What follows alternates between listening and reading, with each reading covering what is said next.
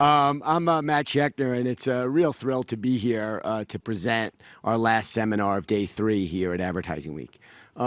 We curate a program that has 290 some odd seminars, and very much by design, there is no one singular theme. Some of the stuff is technology driven, some of the stuff is star talent driven, and we like to think it's all pretty good. And we care about it all, right? We love all our children equally. But there are certain opportunities that we have to focus the lens and leverage the platform of Advertising Week to talk about things that are bigger than our industry, things that matter in the real world that affect and impact us all. And this country, if you're alive, you know that we have a lot of challenges right now, many of them self-inflicted. And I am from New York, as my accent tells you, but I went to school in the South. You know, I travel extensively. And I get the same question everywhere I go, whether it's here or Mexico or Beijing or London, which is, you know, what the hell's going on in your country? And it's very upsetting. And some of the stuff intellectually I can't even understand. And I know what we're going to talk about today about with DL and Jasmine about to kick off. Some of this stuff I can't even intellectually understand. That whole business in Charlottesville, and they were saying Jews will not replace us. I'm a Jew. If something breaks in my house, I need a Christian to fix it. I don't know how to fix it. Right? Oh, I got to laugh. I got to call, right, DL? I got to call somebody. I don't know what the fuck to do. So the opportunity here to talk about an issue that is not just a national issue, but has been an issue in New York for a long time. I was in Westminster Hall, which is a beautiful building right next to Westminster Abbey in Parliament in London a few weeks ago. And it's a very famous, beautiful building in London. And somewhere in the lobby, there was a list of all the famous people that have spoken there. And one of them was Dr. Martin Luther King. And the address he gave there was 57 years ago. And it talked about what he was talking about. 57 years ago. 1960. And I read it, and the first thing that came to mind was, we're still talking about all those things. And I never thought, you know, that in my lifetime that we would elect a black president. I was never as proud as I was that night when President Obama won for the first time. And I hope that we will get to where we need to go together. And the only way that happens is with conversation and looking at people eye to eye. Because at the end of the day, we're all the same. We're all the same. And you know that. We know that. Certainly Jasmine, DL, and the group that they put together know that. So I'm thrilled to welcome this here. There's a lot of new faces in the audience. We're really thrilled to welcome each and every one of you. I want to welcome our partners from Republicom, who are here from Africa. We announced Monday night that we're bringing Advertising Week to Africa. And we're very proud of that. So thank you to Tunji and Tosin and Banju and Ade and Anna and the whole team from Republicom. But without further ado, this is going to get kicked off. We've got a lot of people coming on stage. So the way this is going to work is I'm going to give the steering wheel to the very capable Jasmine Sanders, who's the co-host of DL's nationally syndicated radio show. You are in safe hands with her. I made DL laugh. My week is made. If I just leave now and nothing else happens, I'm all good. Jasmine, all yours. Wow. I'd actually, thank you. Do I need this or no? You need that. I don't think I need that. I wish it was all mine like that all the time, right? Ladies would love to hear that. Well, I just want to say thank you guys so much for coming out. I also want to say thank you to Adweek for having us here for the live version of the Hughley Truth. And of course, I must say thank you to Radio 1039, our home here in New York, which we are proud to be a part of. And shout out to all the listeners, the winners, for being here tonight. We certainly appreciate it.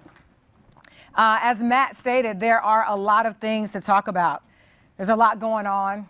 There's a lot of emotions that are really kind of high right now. People are really passionate. And DL is one of those people at the forefront, actually. He doesn't really like to say that, but he is. So what I want to do, because we have so much to get into, I just want to jump right into it. So the first person that I'm going to bring out is the co-host of the Hughley Truth. Now, this guy is a news director in D.C. He's also a political analyst for CNN, for the Lou Dobbs Show. He does a lot. I see him doing TV. I see him doing radio. I see him doing a lot of things. Plus, he's a very dapper dresser. He is the co-host of The Hughley Truth. Please give a warm welcome to Mr. Guy Lambert. See? Look at this. Look at this. I feel as if I'm walking onto some type of a pageant stage or something. Look Hey, Jasmine. This. Look at this. Ladies, right? Very nice. Well, thank you, Jasmine. You ever see a black man blush? You're seeing him now. Ladies and gentlemen, we are so excited that you are here today. For the last 12 weeks or so, we have really kicked off what has really been instrumental and something that a lot of folks are saying that they really enjoy, and that happens to be the Hughley Truth. Each and every week, I get a chance to sit alongside DL and well, I got to say, Mary Elcordy. Mary, come on up. She's the executive producer of the Hughley Truth as well. We've had a plethora of folks actually hop on the show, whether it was Don Lemon, whether it was Stephen A. Smith, whether it was, gosh, the list goes on and on, Marlon Wayans. Marlon Wayans, yeah, man. How was booking that? I tripped into that. I saw he was doing a Netflix show and an NBC show. I became a fan. I'm like, let's have him on the show. Why not? Throughout the series, we've had an opportunity to talk about a number of things, whether it was, well, what's affecting you at home or what's affecting you while at the workplace. Today, Jasmine, we're really going to talk about what's affecting Black America. Whether it's Black America 2018, Black America 2020, that's what the issue is, and that's what we're going to do right here at the PlayStation Arena. Yes. Folks at home that are actually listening to the podcast, well, we encourage you to do so, and if you haven't already done so, download it as well. Absolutely. And also, of course, people always ask me, what is it like to work with DL? Because you guys see him, there are so many platforms on social media. You know, we know him as a king of comedy. We know him as an actor. We know him as a host on TV. A ton of things. Sitting next to him is probably one of the most rewarding jobs I have ever had. And I've done radio for a long time. And I've never worked with a more talented, more clear-focused, thought-provoking, and passionate person ever. He says what he means, and he means what he says. If you don't want to know the truth, don't ask this guy, because he will answer you with no chaser and no apologies. Okay? And really quickly, I got to do a plug for him. He's going to be at Caroline's the day after Thanksgiving. He's going to kill me for that, but I want you guys to know that. But again, you know, we take the ride home with you guys every day here in New York, 3 to 7. A lot of you guys rock with us loyally. We really appreciate it. We try to give you a good dose of education, also entertainment, and informing you at the same time. And I try to do it all without choking him. But he gives you the truth like none other. We love him. Please give it up for DL Hughley. Yeah. Woo!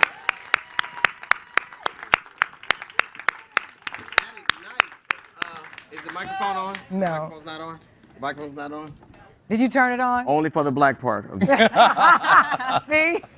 This is obviously the conversation about a black agenda, which is empty like the rest of the conversation we have. I thought this was a premiere for Birth of a Nation. Listen, See? I think we'd all like to be alike. I think that we would all like to see things the same way, and ultimately, if we did, we wouldn't have some of the problems that we have.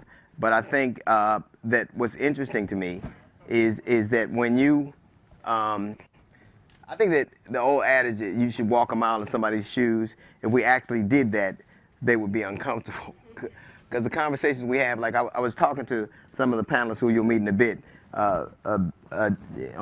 we were talking before we came up, and we were talking about the NFL protests, and it's interesting that everybody's joining hands and everybody's having conversations now, and that was very interesting to me. But the thing that struck me the most is the same things that the athletes, these football players, are lauded for, the same things that will get them drafted, their athleticism, their speed, their tenacity, their ferocity, their size, their strength, are the very same things that will get them killed off the field. And so we just see things so differently, but I'm excited to have this conversation when we get some of the panelists on. You know, I can't read. You saw that on deck. You can read, sir. Ladies and gentlemen, we've assembled an all-star panel for you today. We're really excited about this. These folks know what they're talking about, and you're going to get a chance to see that in just a second. Whether it's education or the lack thereof, is that a part of the black agenda? Maybe it's financial access. Think about it. Is it all about that? Police-community relations, did you ever think about that? Well, of course, obviously, that's been a big issue as of late within our community. Joining us today, I'd like to introduce, first of all, Mr. Byron Garrett. Byron is the chairman of the National Family Engagement Alliance. He also serves as Director of Educational Leadership and Policy for Microsoft. Also joining us, I had the opportunity to meet this young lady, I guess, 4, 5, 6 weeks ago? Yeah. Feel like we're best friends already. She definitely knows what she's talking about. I'm referring to Tanisha Nash-Laird. She is a small business and economic development expert, former director of the economic development for the city of Trenton. Hey, Mama. Coming to the stage, feel like we're doing that. Right. Ladies and gentlemen, please welcome Mr. Michael Garner. He has an MBA and is a Chief Diversity Officer for the Metropolitan Transportation Authority. Man, that's a nice suit. I got the wrong job. And I was told he has great socks, ladies and gentlemen. Joining us later in the program, she actually just landed, and keep in mind we are allotted to about 30 minutes left, but Tamika Mallory is going to be joining us. She's an activist and founder of Mallory Consulting. She's also the national co-chair for the Women's March, so she'll be joining us at some point. And last but not least, you all get a chance to see this gentleman time and time again. Mary was so cool when you got a chance to book him. We had him on the show. You're going to get a chance to see why he is truly one of a kind. Ladies and gentlemen, please welcome the co-host of Velshi in Rule, of course, on MSNBC, none other than Ali Velshi.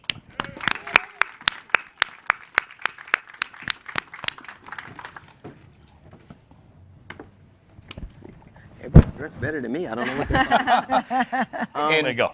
I have no idea. Jasmine, you sit here and we'll sprinkle. Here?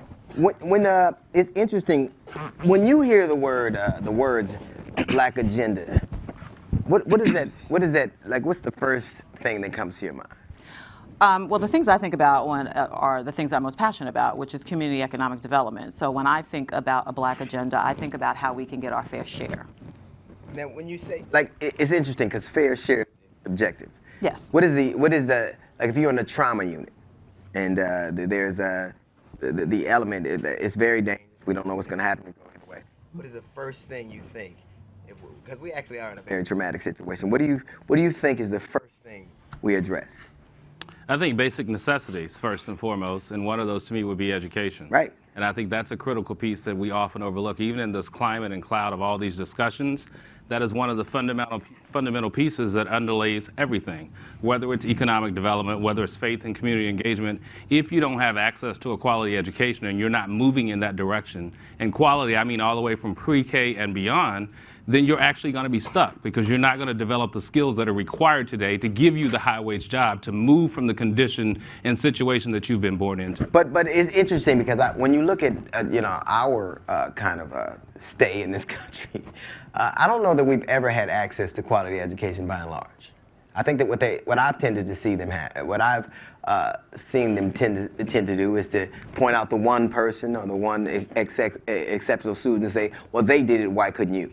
But I don't think that's accessible to everybody. And I think that the one line we've always told ourselves is that everybody gets the same shot, and they don't. And I think when we repeat that over and over again, if the people don't benefit from the education, it must be the people as opposed to the system being at fault. And it's really, in my mind, it's really the system at fault. But at the same time, we also have to prioritize, if you talk about the Black agenda, in our community, that has to be a priority. Sure. Because I'm a former K-8 school principal, so I could see parents who would turn around and say, well, Mr. Garrett, I'm really not concerned. I got the student to the bus. Your job is to make sure everything else takes place. And the reality is we have a shared and collective responsibility to ensure that every single student gets a great education. Quality looks different. Whether you're in Arizona, New York, California, Chicago, it does look different. But the basic premise of actually being able to read, write, do arithmetic, those old traditional skills, still hold true. If you try to go get a job in this day and age, the question is, can you meet the mark? Do you have the requisite But imagine, like, I'll use my scenario. I'll use my situation. I'm not formally educated. So my kids would come to me with work I had no concept. I had no idea what they were talking about. And rather than just know that that's not just you. Right, that's what I'm saying. I got a lot of education. My nephew's coming with calculus, and I don't know what that new math is today. I have no idea. But rather than say I don't know what I'm talking about, I would say that's somebody else's job. That's a deflection. So if you have me who wasn't educated and I was raised by parents who weren't formally educated, and so what they tend to do is make it seem like that's a genetic flaw in us, like we just they're incapable of learning. But it goes back to the original point that we have never had an access to quality of education that was purported that we have. And I would say that, to your point, we should start right now recognizing that and doing something about that, because it's already too late for us. I was talking to you in the back alley, and we were talking about the influx of immigrants and how everybody's angry. And it's always funny when I hear people say we want our country back, but when white people had this country by themselves, they invited us to the party because they didn't want to do the job. The only reason brown people exist in this country is because people don't want to do the jobs they do. Right. So it is a misnomer to kind of say that you build a country that we always need somebody to exploit. And if absent, and a lot of people, it's funny to me because a lot of the immigrants pay you the benefits that you get to sit at home and complain about them for. Right. What would happen if America really, and I talk about, because when we talk about immigrants, it's not just African Americans. There are people of all kinds of African descent that are here. Yep. And they seem to be in a different place than we are. And one of the things I often hear is they come here and they can get things that we can't get. Immigrants add a value to this country I don't think is properly put in context. So we take about 1 million legal immigrants a year. This administration wants to cut it to 500,000. America has a negative worker replacement rate, right? Because as you get wealthier, you have fewer children. You're not thinking about your children all growing up and taking care of you. So wealthier people have fewer children, which means there are actually fewer people to take the jobs of those baby boomers who are retiring. So if you had no immigrants in America, you would quickly run out of people to actually fill the jobs that you have. Right now we have about 7 million job openings. We have about 7 million officially unemployed people. It's because they're mismatched, and that's a separate and different issue. What is mismatched? Meaning a coal worker can't, without retraining, do a computer coder's work. Sure. We're short, and it predates history. I think they were probably talking about this in Jesus' time. Right. And they had CNN in Jesus' time? They had CNN in Jesus' time. I worked there then. The issue is that the developed world, and America in particular, a lot of people marvel at the fact that just a few years after America got its independence from Great Britain, it was a bigger economy. It's because Britain paid for its labor. America didn't. They didn't? Tell me how that happened, Ali. They didn't pay for they had a great group of people who came over here of their own free will to work for free. And the bottom line here is that we have moved forward on the basis that can we get labor for as little money as possible? Sure. It's not necessarily fair, but that's the way the world has come to work. And guess what? The people who will do that work for as little money as possible tend to be immigrants who need a new life. They want to come here. They want to make a go of it. And that's just the reality. If you stop immigration, America will grind to a halt. So will Germany. So will the Netherlands. So will the United Kingdom. All these places will grind to a halt. I will tell you, as you know, I'm from Canada. Other than being from Kenya, where I really am a Kenyan-born Muslim, as I told you. But my family immigrated to Canada, where they look at this entirely differently. They do not look at immigrants as something that's frightening and threatening. They understand that their future is about attracting immigrants to the country because they work in conjunction with the people who were born in the country, and together the economic engine grows. There's no other way to do it. Let me ask you, you're in charge of diversity, which means just you. He's got diverse We got to check that box. Let's move on. And obviously you hire people. You vet them. You see their qualifications. What is the biggest impediment to getting to ascending to a level you have? Having the right network, the right contacts. For example, I'm in charge of EEO, but I'm also in charge of the MWBE programs. So the MTA, you said NWA? MWBE, Minority Women-Owned Business Enterprises, right? All right? So we buy about $15 billion a year in goods and services. My staff of 35, their main focus is to go out and recruit those businesses and integrate them into our process. Access to government contracts equals job creation in the black community equals home ownership, better education opportunities, and better health care options. That's the reason why it's so important. But your point with regard to being educated, I'm also the president of the founding chapter of the 100 Black Men here in this city, right? We give $100,000 out a year in college scholarships. We have 5 schools. You can teach, you can mentor, you can give these kids scholarships, but if they go to college, graduate, can't find a job, can't create a company and sell their products to both the private sector and government, it's not. But let me ask you something. I know a lot of people that go to school and then they'll graduate and they won't even use the degree that they went to school for. You can't go to school just for the sake of going to school. No. I think that there are certain things you could do to have a job. Actuaries always works. People that know math and science always work. And it's the very things that we have an aversion to that kind of are an impediment to us. Jobs don't have to be necessarily... I think one of the things we always learned growing up, our mantra, was that you get a skill and that way you can work for somebody. We're much more entrepreneurial now. Like, black women are the most entrepreneurial in the country and the most educated in the country so far. So what I'm always flummoxed by is how do you all find a way to do something that they're telling us can't be done? They say that you can't be educated, you're not going to be able to, and now all of a sudden the most educated sector of our economy, the most educated sector in our country is black women who are now entrepreneurial, who are now educated, who are now optimistic. So what did you all do that we weren't able to kind of turn the corner on? Well, I mean, and the way I look besides at it, find me. Well, don't be like don't that. Be disrespectful. Stop it. And don't tell lies. But I think black women do what we historically have always done. We find a way out of no way. I don't care what we're up against. I don't care if it is a situation where we are single mothers.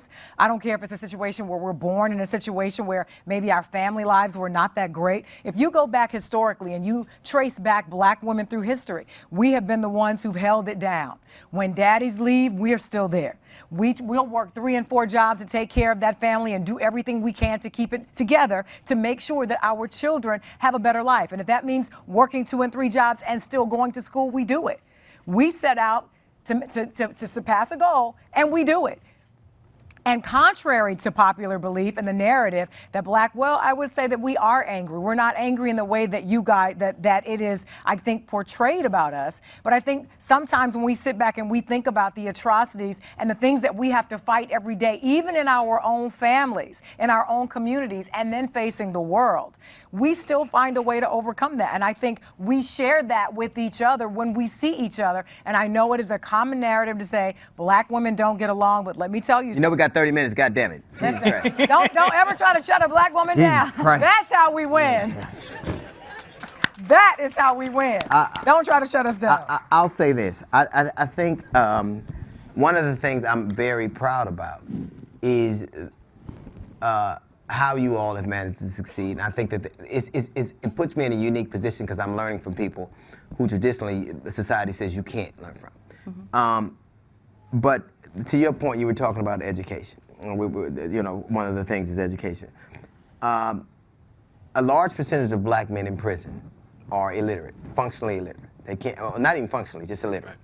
And so I was reading a study that said if we invested in teachers that could kind of identify learning disabilities and work with them, we could virtually cut the prison pipeline in half. That there are a lot of black men who are exposed, a lot of men, period, who are exposed to lead exposure, which diminishes your capacity to learn. It retards your growth. I know that's a word you're not supposed to use anymore.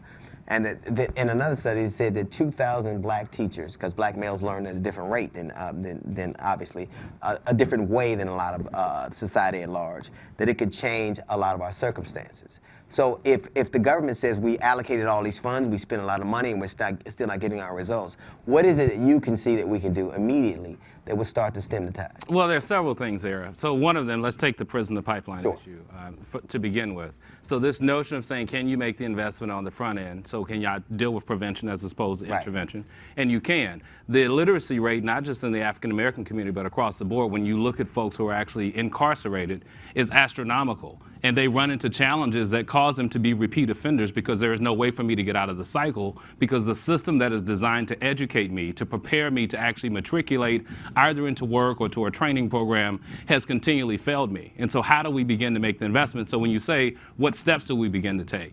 So that's why I say you've got to begin at pre-K, go across the board and make that investment. You can identify those issues. One of the biggest challenges... One of the things they do is tell us that those funds are wasted because those men are kind of worth... So what I was going to say, one of the biggest challenges we see is that we don't have the right staff actually working in a district or a school equipped to actually teach the folks that are sitting in the classroom. So this notion and concept of professional development that you can sit behind a desk and expect 22 or 28 people to sit and pay attention to you and give you undivided attention for 45, 60, 75 minutes it's laughable in this day and age. A child, when they go home, they're doing multiple things all day long. I'm on a device. No classroom taught a child how to tweet or snap. Nobody taught them how to do that. I learned how to do that because it was a necessity, and the school system has to have staff who are in a position and have the skill set to realize, how do I actually navigate today's educational context and environment based on 2017, preparing you for a job that I don't even know is going to exist. What they would say is, up until the 1970s, we were the best in the world at preparing large numbers of people for,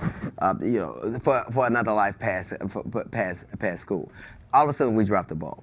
Now, you're talking about thinking outside the box, which the public school system is not prepared to do and doesn't know how to do. But I'm telling you, it's a necessity. In this I believe you. It's not an option. You talked about earlier on immigration, so we talk about the lowest common denominator and saying we need immigrants to take the jobs that no one else wants. There's the other end of the spectrum on immigration, where companies like Google, Amazon, Microsoft turn around and say, I need H-1 visas because I don't have the skill set in this country, so I need an immigrant who's going to make a six-figure job, who has the skill set and the innovation to transition to the community. So you need it on both ends. Even at that, what they're doing is what? Recruitment, right? Right. And what we don't do, I think, in our educational system is the value of it. We can recruit athletes to play. We can recruit men and women to die for us or to fight for us. Math and science literally is a universal language. I can get an engineer. And coding is now universal. But an interesting comment. You talked about the 70s, right? Why were we able to do it until then? A couple things happened, right? Our entire urban landscape shifted in the 60s. Urban is black people. Right? That's right. Black and brown. But so when you look at these studies that tell you that America is, I don't know what the latest ones are, 17th in science and 23rd in math, whatever it is, it doesn't necessarily reflect the reality that suburban white America is possibly the best public education system on the planet. And urban brown America is very close to the bottom end of the scheme. So the industrialized world. 17th to 23rd% is not telling you the whole story. We have the capacity to educate people at the highest level of anybody in the world. There are some children who will graduate from a suburban high school with the best education of any public school student on earth, maybe save for South Korea.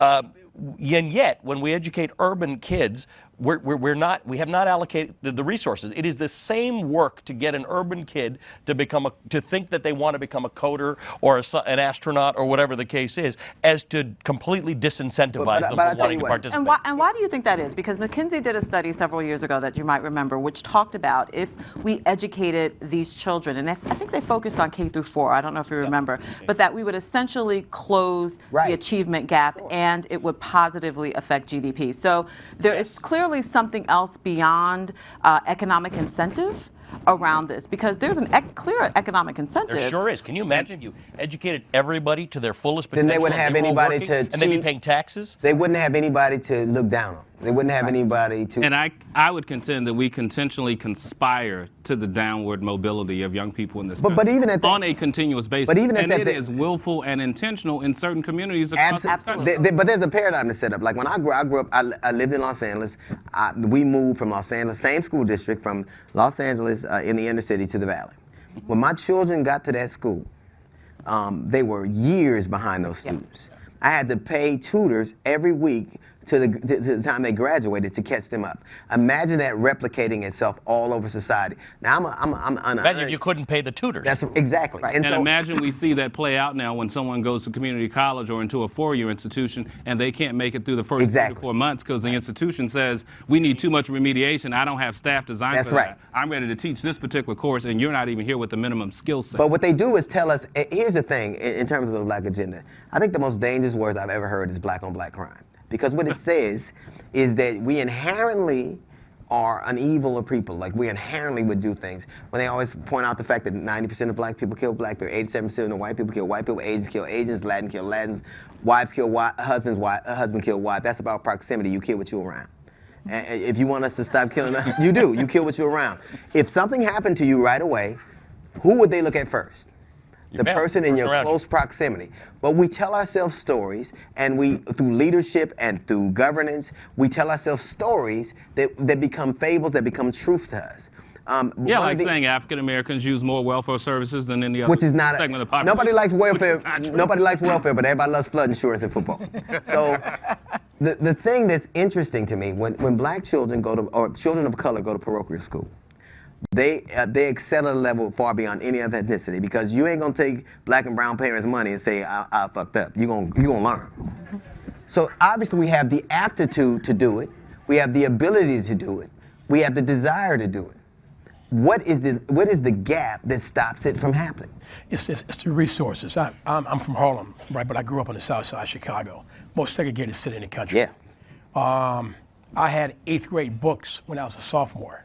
I knew it was an 8th grade book because when I was in middle school, I had the same book, right? No, I'm serious. So we were not getting the same kind of resources that the white schools were getting because the city is segregated.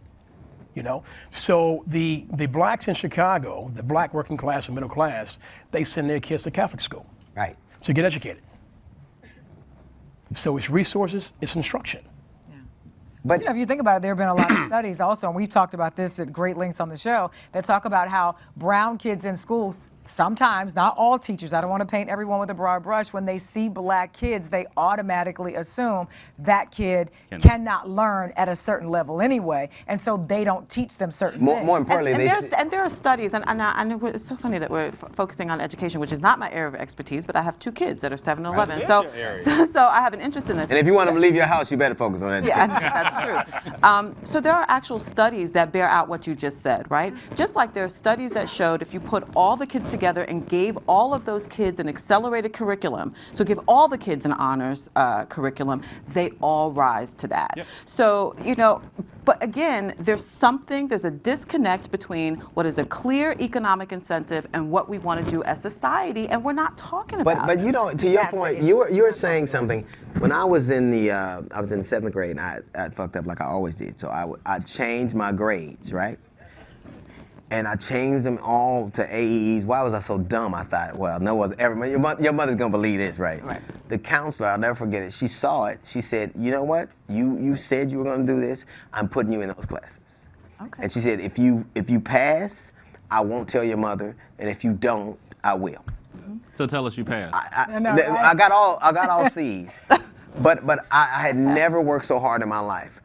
And I was in, you know, the school where you go to people, you never see those kids, and you never see them at lunch fucking around because they getting on with their life. They really like gonna run a company. Yeah. So I went to school with those. I went to those classes. Nobody ever saw me. I didn't want my mother to tell me, and I passed those classes. And then I stopped because I knew that I had to get something to not be in peril. What I come away with years later is I got a GED. I could have done something had I been given an opportunity to do it. Now, I was a coward and blew it. And I think that what I feel the worst about is imagine all of these young boys and girls who have that potential locked inside of them, where somebody tells them, I'm a comic, I love it, but I have to be this. I wasn't going to be anything else. And that's 2 quick points for you. So one of those, based upon that particular example, I always tell people, I wrote a book a couple years ago specifically for elementary school students called There's Greatness on the Inside, that if the mind can conceive it and the heart can believe it, then the hands can achieve it, because it all begins in the mind. Young people continue to rise or fall to the expectation we set for them. I'll give you one classic example. Educators in an urban setting who are not of the African-American faith community, so they haven't been to a Baptist, Pentecostal, Kojic church ever in their life. They see a student who comes in kindergarten, 1st grade, trying to figure out why is Johnny and Tamika making so much noise, why are they always clapping? Because from 0 to 5, sitting in the congregation on Sunday, all I've been taught as a student is to sit here and praise and show affirmation. But when I put that in an educational environment, we turn around and say, no, you're ADD and ADHD. But what I've been conditioned and taught for the last 4 and 5 years of my life, the primary developmental stages, is that I should show affirmation. I should acknowledge what you're doing, and I should speak out and be vocal. But now I'm in a system that has no appreciation and no tolerance, and the person standing in front of me has no concept to even understand what has just transpired. That's why I say folks intentionally and unintentionally conspire against the will of children, because they lack the professional skill set and competency to navigate in this day and age. That's why I clap all the time. I didn't know that. I thought something was wrong. Allie, I like that. You talk, you obviously in the business world. When economic times are bad is when generally entrepreneurial situations spike. And we can't always depend. I thought one of the things I always resented is they always told us to get a job so we could work for somebody. You're an entrepreneur, you see business start. What is the basis of starting a successful business? What do you need? What kind of things do you have to avail yourself to? You need what you said, the idea that if you've got that idea, you can make it happen, right? Every great idea, every breakthrough that became the great business successes we had was a stupid idea yesterday, right? Until the day it actually happened, until the plane flew, until the rocket ship went up there, you had to do that. So what you need, and what we're finding, there's this great GE commercial out there right now, which talks about that woman. Can you imagine if that woman, that particular woman who's a scientist, was venerated and all the newscasts were about her and all that? Everybody needs mentorship or someone to look at, right? We've done that in certain areas, right? In sports, people have that sort of thing, but do we have it in STEM, in science, in technology, in coding? We don't know. You don't know. Nobody knows a coder. I mean, we know Mark Zuckerberg. Right.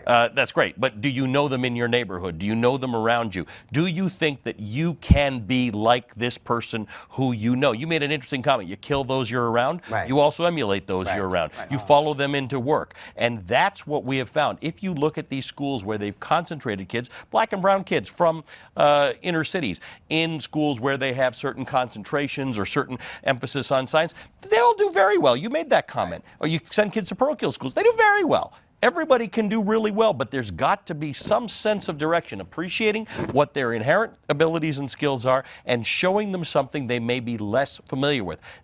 Very few entrepreneurs come out of nothing. They all have a hero. They all have someone they say, I can do that like them. I can do it too. And that's what we have to do to create entrepreneurs out of people who didn't grow up thinking they could be entrepreneurs. But how does the society manage to do something? This society is not necessarily equipped or interested in necessarily accomplishing that. You see vast numbers of people, some qualify, some not. You've obviously taken a chance on somebody who you knew, perhaps didn't have the prerequisite skills, but something in him told you that he or she would be viable. It's grit. I mean, they did a national poll study on how people are successful. It wasn't networking, it wasn't wealth. It was grit. How many times you get knocked up, how many times you get up. DL, if I may, we have just under 7 minutes left, charged with the task of, if we could present a one-sheeter, if you will, with what the black agenda would be. That way we give our panelists 1 minute or so to You said something to what you were saying. You know what my father taught me? Work. He said, you ain't got to be a racehorse, be a mule. Right. I defy you to find a cat that works harder than me in my industry, because I understand what it is. But imagine growing up where work is a foreign concept. Where now, if you're not giving, I think the worst thing that ever happened was people told us we could have anything. My parents said, you better work twice as hard to get half as far. You better understand that nobody love you but me. And I thought it was such a mean thing to say in context what I hear today, but it prepared me for a world that wasn't going to give me flowers. And I think that we have done our children a disservice. One of the things I hear often is that we're all the same and I don't see color. Well, if y'all don't see color, how come y'all so good at describing niggas to the police? I don't understand that. So we do see it, and we do ourselves a disservice when we don't give them context. It would be nice to see the world and all of us be the same. But we are robbing our children of the very skill that they need, which is clear line of sight. How do I get from here to there? Not be distracted. To know that I'm going to get knocked down, to know that stuff is going to be hard, to know that I'm not like them. Right. And so when we talk about the black agenda, in a few words, what would you say, summing up your most important things? What would you say, Eddie? Well, I'm just going to pivot off what you said, or really build on it. The whole idea that anything that comes in front of us is an obstacle. It's not. It's really a hurdle that we have to jump over, right? So what I've done for 4 or 5 years was economic development consulting to help entrepreneurs access those incentives that other big people have access, right? Whether it's tax-exempt bonds, whether it's tax credits, things like that. Things that most of them have never heard of, but they haven't heard of them because they haven't had access or exposure to them. So every time there was an obstacle, oh, you need $10 million in equity. That's a hurdle. It's not an obstacle, and we're going to get that $10 million. So I think that's the attitude. If there's anything that we are as a people people. We are resilient. We know this. Look at all of the things that we have to face as a people. So that's really one of the things that I like to say. And what would you say? And I would say, obviously, education is going to be paramount for me from pre-K across the board, and having staff who have the competency and knowledge to actually work with the students who are sitting in front of them. I would also couple that with the notion that we need to foster this spirit of not only just innovation, but this sheer desire that I have the capacity to do more. That because I showed up and I've been born, I'm a contribution. As soon as I arrived, the entire landscape and the earth shifted. The question now becomes, how do I fulfill my particular destiny, and how do I have the passion to do it? Everybody should find something in life that they love doing, that they would do it for free, but you do it so well, you get paid for it. So whether you choose to be an innovator, whether you want to be a pastor, whether you want to be a mathematician, whatever you're doing, you should do it at the highest level possible, and it takes skill set, talent, and resources to do that. You also need to know that you can't do it alone. That old African proverb still holds true to this day, that if you want to go fast, then go by yourself. But if you really want to go far, then go together. And the notion that we've got to think differently about what this collective looks like, and we all shoulder that responsibility, regardless of what your zip code is. What would you say? Nielsen gave a Black Thought Leader conference. Blacks in this country bought $1.7 trillion in goods and services last year. Less than 5% were to themselves.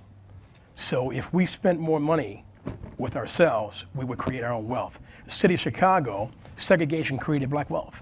So if you went to Nigeria in 1980, you saw in Ebony, you saw Jet and some Johnson hair care products. Yeah. It created the Kings of Comedy too, but I don't want to talk about that. Allie. I would say that none of this is exclusive to anything anybody said so far, but formal mentorship.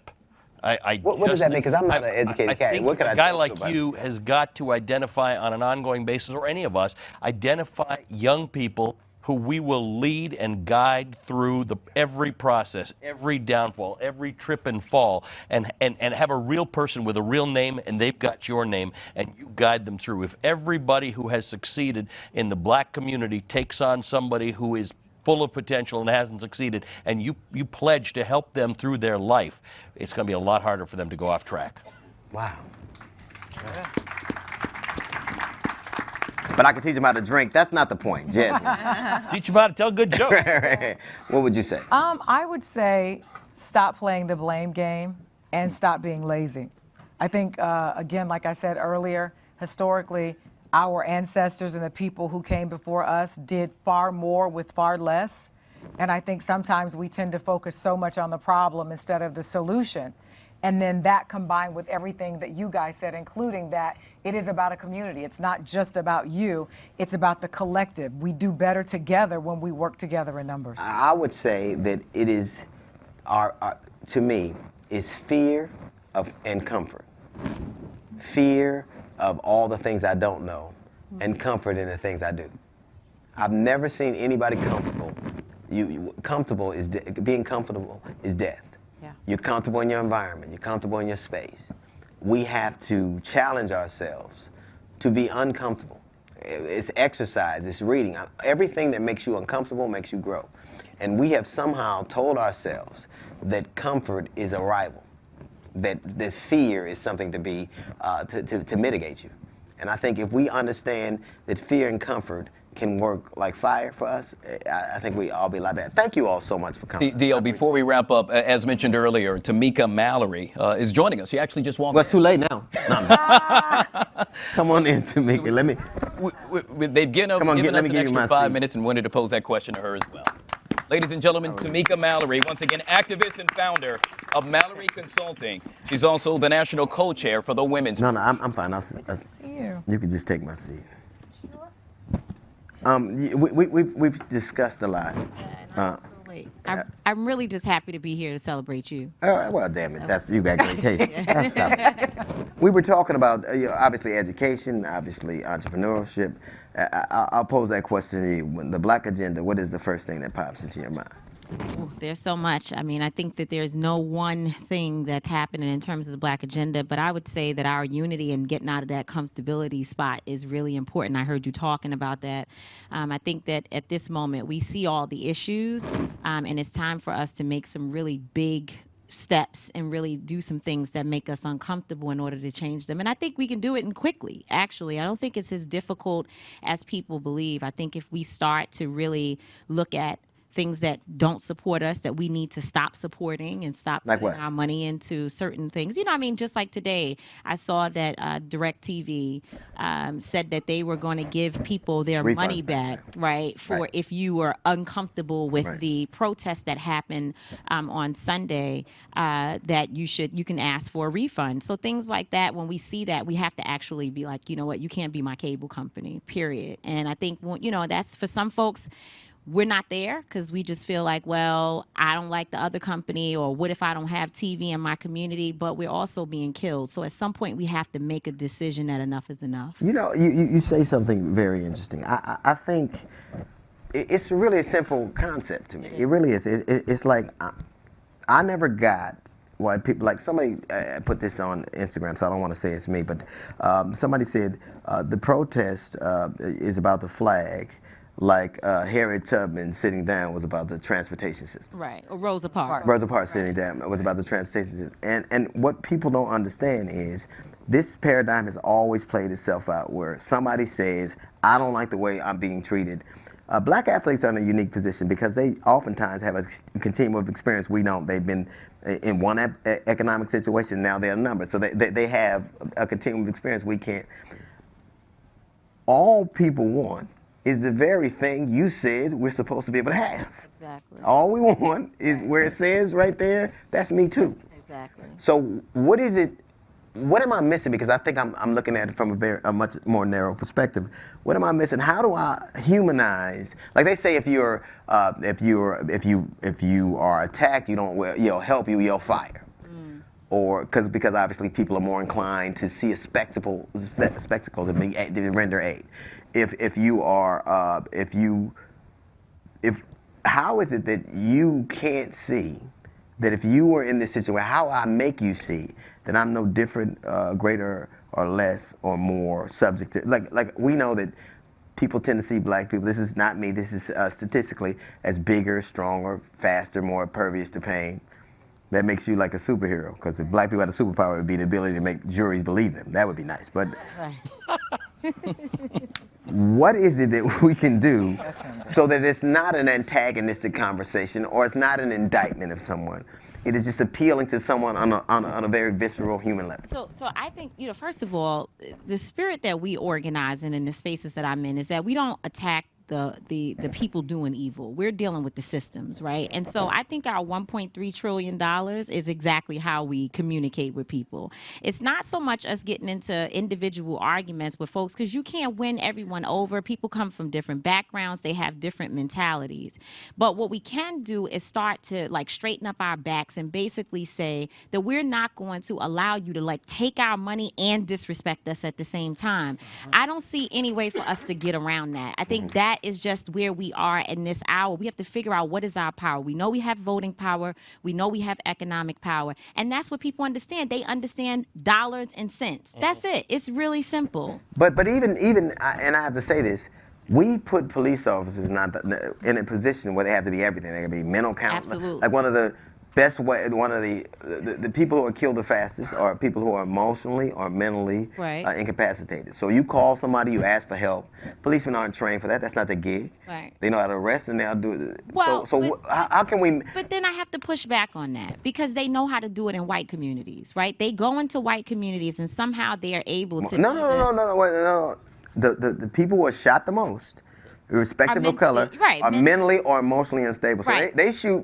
But you don't see unarmed people that are people who are unarmed and in the situation like selling a Lucy cigarette or whatever. You don't see that happening there. There's a certain respect that police officers have when they enter certain communities that are not like ours. Sure, but let me say this. They are more inclined. I think one of the things that happened is the very thing that they kind of laud and champion, responsibility. So apparently a responsibility is only associated with a 12-year-old kid who does something wrong, who gets himself in trouble. They're the only ones supposed to be responsible. When I saw that young blonde woman get shot in Minnesota, we are a system that apologizes to people. You got a job, you are scared, we can understand it, so we will say, I'm sorry. We will say, I can understand it. Responsibility means I may not have meant to do it, but I got to pay the consequence of it. So consequences have, and I think that what has happened in our society is that we go, you do a tough job, so we will make allowances for you. And I think that that's irrespective. I think that we have to hold people accountable, and we tend not to based on the difficulty of your job. And I think that, you know, the accountability component is exactly what has to happen to stop it all from happening, right? Because if not that you're going to be able to erase all police misconduct, but you certainly can bring it down if you make sure that an officer who committed, even if it was an accident, you can't just keep your job. Like, this is what we see happening. If I pull the shirt wrong at the Gap, I'm losing my it's job. a complete erasure of, like, what injustice looks like, and that's something that we have to correct. And so I think, you know, people have to be a little bit more authentic about our struggles. We're going from one story to the next so quick. You know, today there's one drama, everybody's yelling about it, then we turn, you know, it's just like Houston. We forgot that the people in Houston also need aid, and now today there's a new issue. We've got to really get focused on what it is that we want as a people, and really what would you say that is? Laser focus on it. I think when we start talking about equity, and I know that there are so many different levels, I don't think you can ignore the idea, like, even when you talk about criminal justice reform, that's a serious issue, but then so is education. But when you look at something like the 13th Amendment still saying that we're slaves if we commit a crime, that to me is an it's a issue looming over our heads. We still don't even have our full rights in the Constitution in this country. Well, constitutionally we do, it's just not enacted on. You said something interesting, and I saw it. What's interesting to me is all I think anybody wants is a word that if you say this out loud in the context of a conversation, we want fair. Like, if you said fair, people would think you said something insulting. If it happens to you and you can excuse it, then you should excuse it for me. What I want is a judicial system and an economic opportunity and an educational system that does what it promised, which was to be fair. Right. To be fair, to give me what it is you say. The problem to me in this country overall, and if you're not from a certain experience, is that the idea of us is abutting with the reality of us. Like, the brochure is great, but this ain't the shit you said. This ain't Priceline. What is this? You raised your hand to say something. No. I wonder. Or was that Allie? Was that? No, I was listening, liking it. Yeah. The only thing I was going to say is that we're still not acknowledging that we're not viewed the very same way. If the whole idea of us being viewed as just human, right? So you talked about how things that happen to us. But people would say that I see you as, and I'm not, you know, I don't feel this way, but people would say, but you are human. I see you as human. But yet but then, once again, going to studies, there's a study that bore out that doctors saw black patients differently. Yeah. That they did not give us the same pain medication because we're impervious to pain. These are doctors. Yeah. And they're still, in this day and age, approaching us the same way. So until we can overcome that, and I don't know what the answer is. To your point, it's systematic and systemic. It's not just the individual doesn't see me as an African-American male sitting on this stage. The actual system places no value of me being an African-American male. Historically, the way the entire system for how dollars were allocated, it was based upon geography and based upon demographics. That system and that belief process actually has not changed. And so when we're talking about community development block grants or economic development funding or workforce investment dollars, even education dollars that are based upon what is that zip code's economic wealth in that particular district, no parent in this country should have to go to jail because they choose to steal an education by the district because I walk across the street and enroll my child in the same district where my father actually lives, but because I don't live there 24 hours a day, you choose to incarcerate me. Yes. The system itself is not structured. And so when you talk about this notion of accountability from every local office all the way to the White House, That system is not only broken, it's completely shattered, and so we've got to do something fundamentally different. So this notion of whether I choose to kneel, whether I want to march, whether I want to walk, or whether I want to fold my arms, whatever that protest looks like, in this day and age, there's an entire generation that is saying we are at a point, not a tipping point. Tipping point means almost. We are over that particular edge. We're at a crisis, a pandemic that we all have to be accountable for. When I say it's collective and shared, trust me, this notion of immigration, as Allie and I were talking backstage, when I lived in Arizona, we ran a quick study when I worked for the governor. It was really simple. If immigrants left the state of Arizona, that state would not close in 3 days, 3 months, 3 years. It would close instantly. I know, I'm not paying $300 a strawberry. That ain't gonna happen. Right, and you're not gonna stand on a roof and nail a shingle in 105-degree heat. You know, not gonna happen. We're gonna get out of here because we have to go. But you were saying something about health, because even biases cost us lives, and I'm not just talking about from an active part. For the first time recently, black women are being diagnosed at the same rate with breast cancer, the same rate as white people, as white women. It's a phenomenon that's happening, and they die. Their mortality rates are much higher. To your point, they believe that, oh, this is just this, it'll go away and we're fine and all that kind of stuff, and so it costs you to have people see you differently. Right. I make this point. I'm actually doing a documentary where I'm trying to get the black people the same protections as animals you hunt. Like, you could not do to a white-tailed deer what you do to us. You can't kill the young. You can only bag so many. You can't kill them by their home. You can't bait them or trap them. You can't use a certain time. And what will happen is, if you are caught in violation of those, other hunters will tell on you. Right. Wow. Because even animals that you are allowed to kill would be a better option than people you don't even see as human. And so our story, much like when you're kidnapped, they try to make you humanize yourself. I have children, I bleed, I think, I reason, I hope, I dream, I lie, I steal. I'm no more or less human than you. But until you appeal to somebody, it can't be reason. Because I think that this idea would not have existed this long if it were reasonable. But we are much like the people, like you are saying, we're in a crisis, and we are. And we have to tell stories and to push for things that make them not better, not worse, but just like you. And if we do that, I think that the black agenda, more than anything else, is to me the human agenda.